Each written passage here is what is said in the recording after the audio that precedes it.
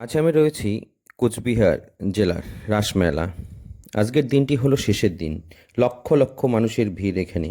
20 November 2025 সালে গত 14 দিন ধরে এই মেলাটি চলছে, অর্থাৎ আজ ধরে মোট 15 দিন এই মেলা চলছে। আমি চলে এসেছি সুদূর গঙ্গারামপুর থেকে এই বিশেষ মেলা দেখার জন্য।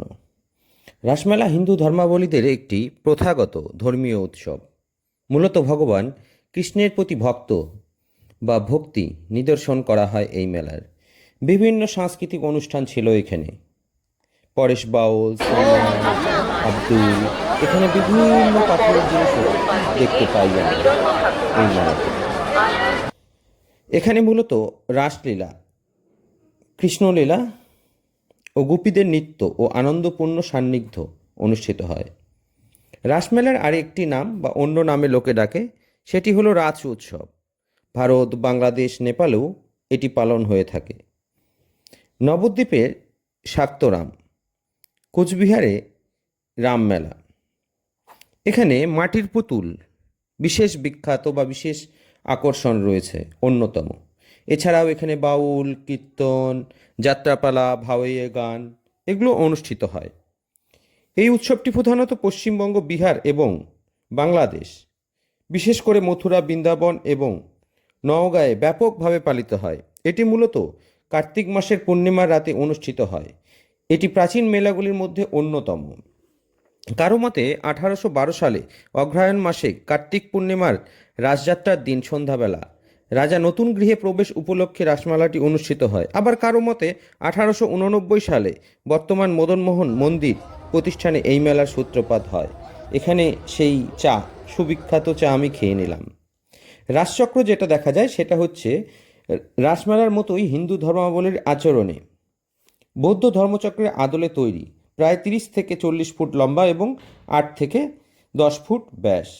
তবে এখানে কিছু কার্য কিন্তু আমরা যেটা মদনমোহন মন্দিরে দেখতে পাই, তার কিছু কার্য মুসলিম শিল্পীরা করে রাখেন।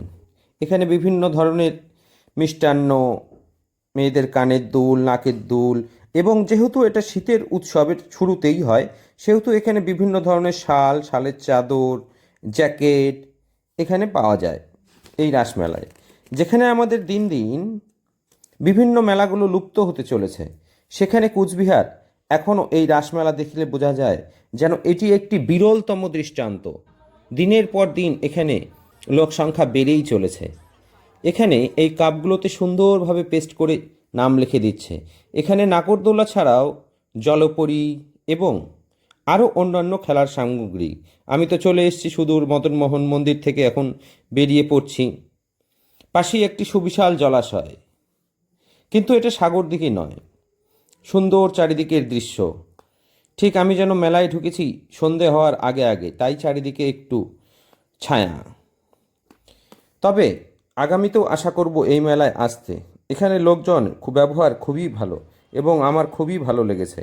এটি মদনমোহন মন্দিরের ভেতরের অংশ, গ্যালারিতে সব লোকজন এখানে অনেকটাই সুন্দর এবং ভদ্র তাদের ব্যবহার। প্রচুর লোক জমেছে, শেষের দিন পা রাখার